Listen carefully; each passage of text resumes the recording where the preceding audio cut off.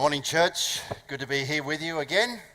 It hardly seems like 12 months since I was here last, but it is 12 months, and I can't believe how time flies. And lots been happening this year in our youth ministry. I've been many places around the world even, and we're doing ministry in various parts, including Botswana, my friend. Yes, Demelora. Yes, that was probably the highlight of the year for me, taking 19 young people across to South Africa and Botswana, then up to Spain for a outreach trip, and it changed their lives, seriously. Just massive change. And we actually baptised two of the young people in Spain, in Valencia, in the Mediterranean Sea. And another one of them is getting baptised next week. But we also baptised 70 while we're in Botswana as well on the last Sabbath we were there. So we've had an amazing year in youth ministry. We just had our major youth rally only about 3 weeks ago, and that was one of the biggest numbers we've ever had at youth rallies. And Bubbles was asking me last night, how do you go for food, Phil? How do you manage that? Well, let me tell you, we ran out of food. But God sorted that. We looked after all the young people who came. Just want to share with a few of the things that are coming up in the next year or so. Of course, we've got summer camps coming up. We run 3 summer camps this year: Gap Camp, Junior Camp and Teen Camp. So they're well received. We've got a special...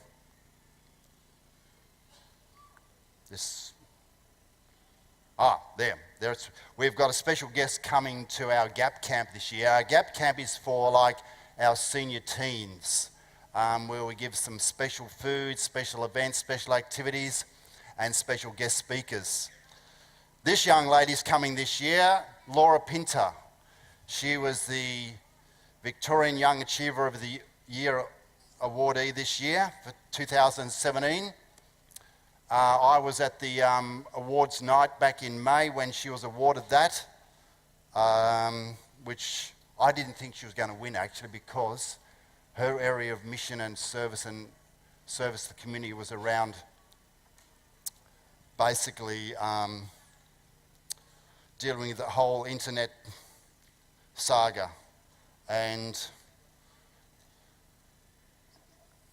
she has taken that on board to campaign against all the evils that come with multimedia these days, and the internet and social media.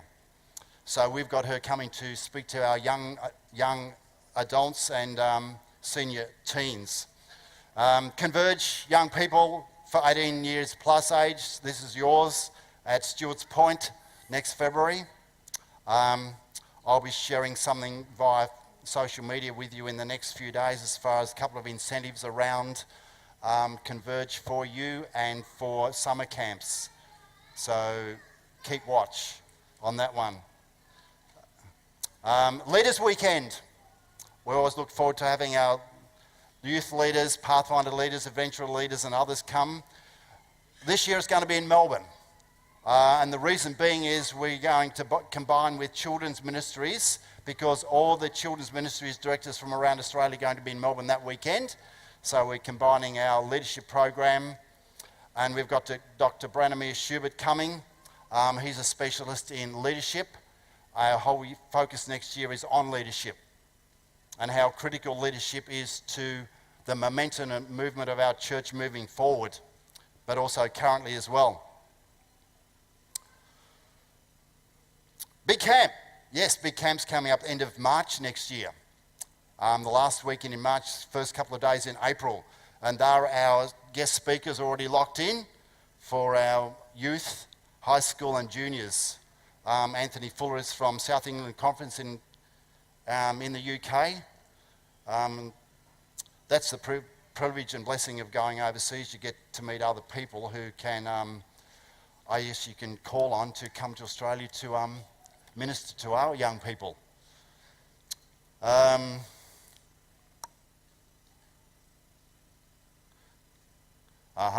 Yes.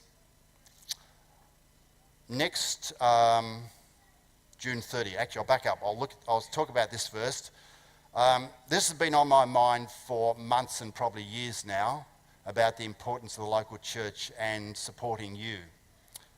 And we've actually written a focus statement. It says there, the local church must become the primary focus of youth ministry. Vic Youth's core function is to resource and build up youth ministry in the local church, and is only effective when it is a response to local needs, guided by local connections in the hands of local people. That's going to be our focus for the next 4 years. And on the back of that, we have put on a ministry tour for next year, and you'll notice there a date for Mildura. We will be coming to you June 30 weekend, and we'll have most of our departments here that weekend. Children's, youth, Sabbath school, personal ministries, ministerial, ADRA, you name it.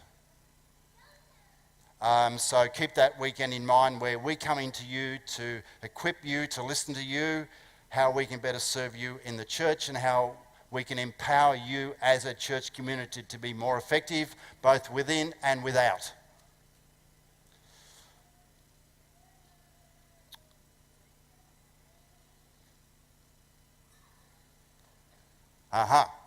Oh yes, Reformation tour. Sarah, where's Sarah? Right there. She was onto it in about 10 minutes after I put the post up on Facebook. This is in collaboration with the Greater Sydney Conference, so if anyone interested in this for next year, October 31, as some of you are aware, was the date of the 500th anniversary of the celebration of the Reformation, so this tour is going to happen next year as well. And also we're probably going to do another Share Him trip next year as well. I'm just in the throes of putting that together also, and that'll possibly be to a closer trip, more so to Indonesia or Malaysia. Because of the success of this year's event and the impact it had on our young people, we are looking at doing another one next year, trying to fit it into our program somehow. But God willing, we will get there. And of course, Camporee, 2019, that's only 14 months away, folks. And we need volunteers, we need staff, we need doctors, we need all sorts of specialists to help us put that together. And it's in Victoria, only up the road from who knows where Yea is? About an hour out of Melbourne? Yes, of course. Delhi, you know where Yea is. Yeah. So that's where it is. We haven't got the permits yet, so pray for that those permits come through soon. Okay, on to our message for the day. As Sharon pointed out, our theme this year was courage. And we use this theme as our summer camp theme as well. The courage to be was our phrase for summer camps, the courage to be. Have you got the courage to be? Have you got the courage to be who God created you to be? Have you got the courage to step up, step out, step in, to be all that God created you to be? Because sometimes it's scary. Sometimes it's scary. And it's not always easy. And as I was preparing this little message, I thought of this young lady. Who knows her name? She's been in the news multiple times this year. You might also recognise this next photo. Yes. Turia Pitt. She has been a courageous young lady like no other. 6 years ago, she went through that horrific fire. But I want to share something with you just now, how she has basically had the courage to step up and step out and to be who she's finally discovered within herself. She says this: at 18, I was a bit arrogant and a massive know-it-all. Anyone identify with that? But she said, looking back, 6 years ago, looking back onto this tumultuous event in her life, she said she thought just maybe my accident was the best thing that ever happened to me. It gave me the freedom to start my life again. It gave me the opportunity to be heard. It gave me a voice. It gave me the resources to be able to put my energy into something that I was passionate about. That's Taria's story. But my message is not about her today.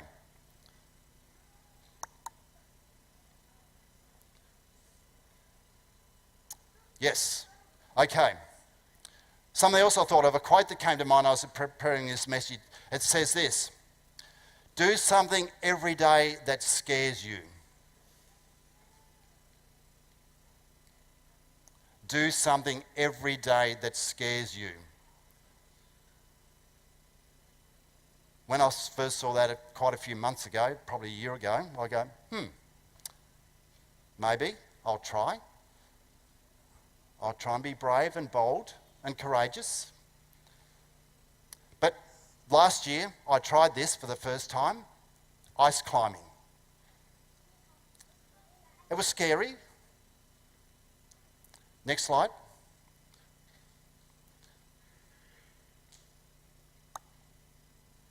Next slide, yes. And here we are, up on the ice wall. It was scary, yes. Below me was something like 50 metres if I fell, and there was rocks in between. But I did it. But this sermon isn't about me. Do something every day that scares you. But I wanted to go to the Bible for my story today. And I want to go to this story that was our theme for Mini Camporee down at Port Fairy. And talk about a couple of young characters, David and Jonathan. David and Jonathan. But I particularly want to talk about Jonathan briefly this morning. And if you come with me in your Bibles to 1 Samuel chapter 14. 1 Samuel chapter 14, because Jonathan to me is one of those guys who was the epitome of being courageous. A young man who stood up for his faith and his values because he knew what he was in Jesus. He knew what he was in God. He was grounded in his Christian faith. So in 1 Samuel 14, I'll backtrack just a little bit. In 1 Samuel 14:13, we've got the story of the Philistines. And the description there is the Philistine army is just massive. There were 3,000 Hebrew warriors and soldiers, but they looked at this massive, massive Philistine army, and they described it there as like the sands of the sea. So you pick up a handful of sand, can you count every grain? That's how they felt amongst all these soldiers. So here's young Jonathan in this experience. And once the Hebrew Israelite soldiers saw this, 3,000 of them quickly diminished to 600 because all of them found an excuse to go to the toilet, excuse to climb a tree, excuse to find a rabbit burrow or a wombat hole or whatever else. I'm paraphrasing the Bible now. I'm allowed to, I'm preaching. But over 2,000 odd found an excuse for something else when they saw the Philistine army. But we come to 1 Samuel 14. Here's young Jonathan. He says, one day Saul's son Jonathan came up with a plan. He turned to his armor bearer. Come on, let's go down to the Philistines over there. But he didn't tell his father what he had decided. So Jonathan and his armor bearer decided to go off and do something about this. courage. So they went down and they wiped out a whole troop of Philistines. And all the rest of the Israelite army were actually watching from a distance, a far distance in fact, and they saw way down, they thought, there's a commotion going on there, what's going on? And then they said, let's check who's here, who's not. So they quickly did a count of all the soldiers, and they found that both Jonathan and his armour bearer were missing. They said, that's who must be down there.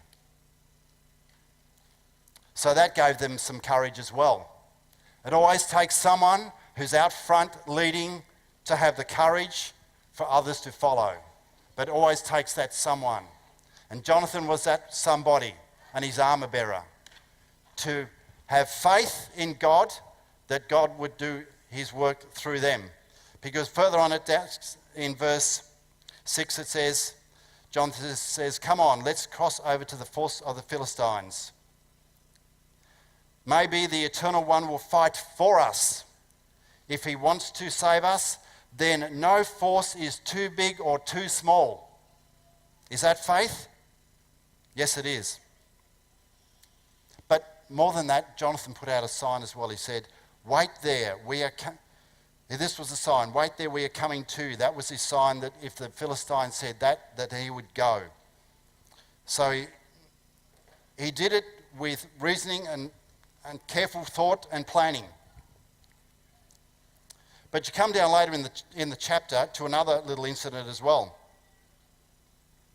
Because Saul later on, they were starting to impact the Philistines, and Saul said to all the troops, he said, guys, you are not to eat anything at all. No piece of food or anything is to touch your lips for the entire day until we have won victory over the Philistines. And he said, on oath, if anyone does, dead. But there was one person who did not hear that instruction. Guess who that was? Jonathan. Yes, Jonathan did not hear that instruction. Because in that vicinity there was a small forest, and in that forest there were lots of bees, wild bees in trees. And what comes in beehives and wild trees? Honey, yes. And what tastes really, really, really, really good, adventurers, when you're hungry? Anything, doesn't it?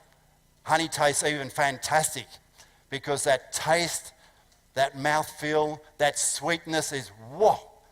Anyway, Jonathan was bounding through the forest, and all of a sudden, bang, he saw a beehive, and he saw some wax.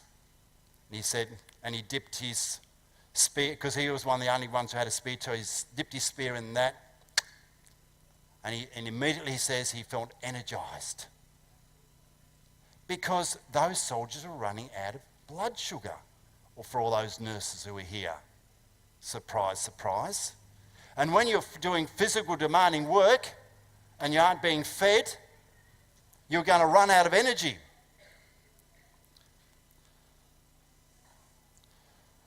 But later on in the story,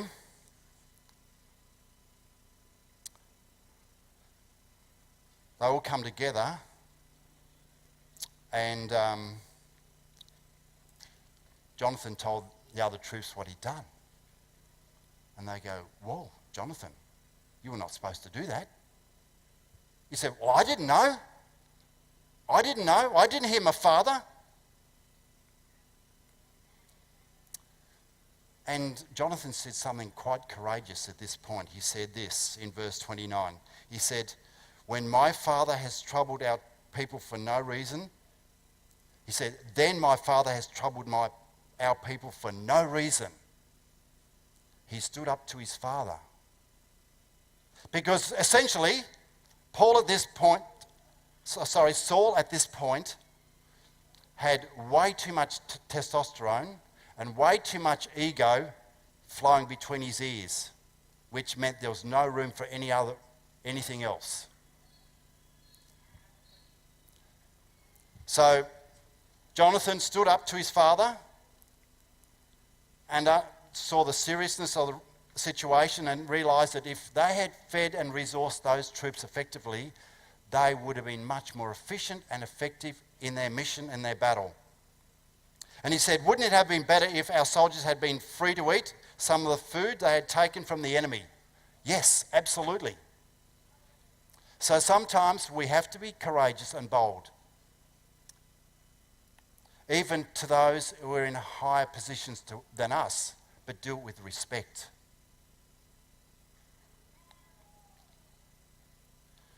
Come with me down finally to chapter 18 of 1 Samuel.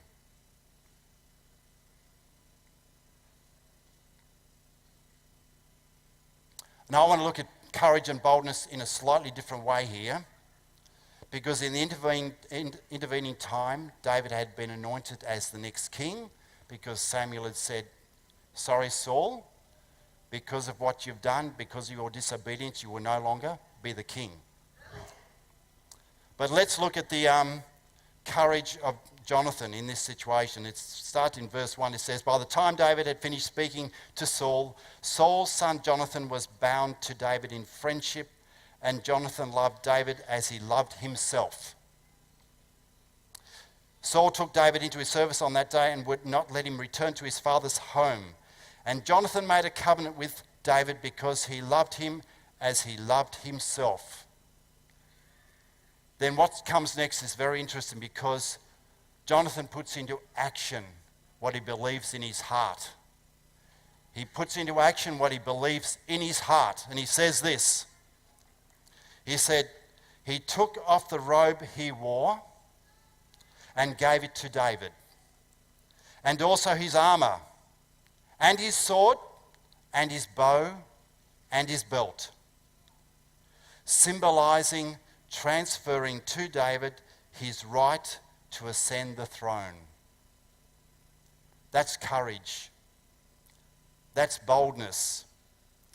That's Jonathan understanding his place in the great sovereign scheme of things. That Jonathan realized at that point that he was no longer going to ascend the throne after his father as king. That David was the anointed one. That David was the one God had ordained to be the next king. So three small lessons from the life of Jonathan about courage. One, to recognize qualities in other people, as you saw in David, to recognize God's sovereign purpose in choosing David to be the next king. To stand up to his father, that Saul's decisions were poor, they were not thought through carefully, and they were ill-conceived. But also with his armor bearer, to go out and lead in front, to be bold in serving God and overtaking the Philistine army. So how about us today in the 21st century? How do we apply this to our lives? And I think particularly for the last illustration about the armor and the uniform and the belt and the whole attire. Let me put on my hat even. I got this from Botswana.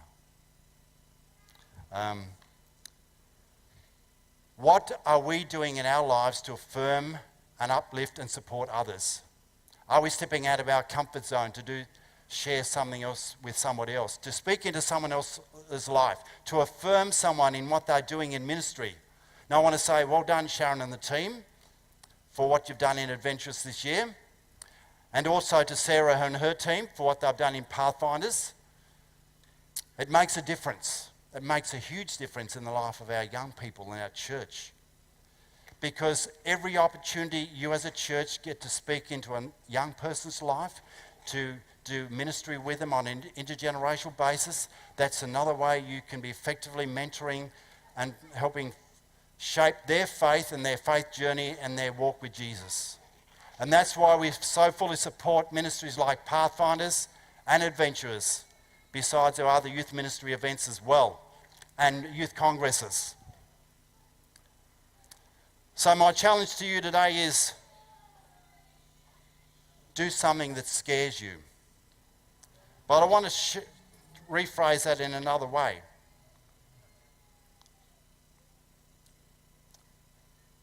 Strike up a conversation with a stranger. Have you done that today? Maybe that's your challenge. Disconnect from your gadgets. Anyone on Facebook at the moment? Or Instagram? Or Snapchat? Disconnect from your gadgets. Give something significant away. Significant to you. Men, listen to this one. Ask for help. Ask for help, men. I know what we like. I'll admit it. Yes. And the last one, try something new. Even if it's some food. Be adventurous. Try something new. So, my message to you today, church, go out of your comfort zone. Try something new. Meet a new friend. Meet a stranger. You never know how it might impact and change your life. Switch off those gadgets for a week. See how that impacts your life. Give something away that's significant to you. Speak some affirmation, encouragement into someone's life. That is my challenge to you as a church. Be bold, be courageous, and make a difference in our world.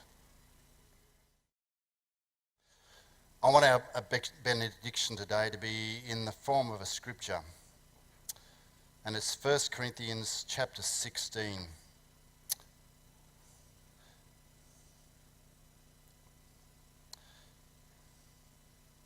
And it says this, 1 Corinthians chapter 16 verses 13 and 14. Let's bow our heads. Listen, stay alert, stand tall in the faith, be courageous and be strong. Let love prevail in your life, works, words and actions. And Father, bless us as we leave this place.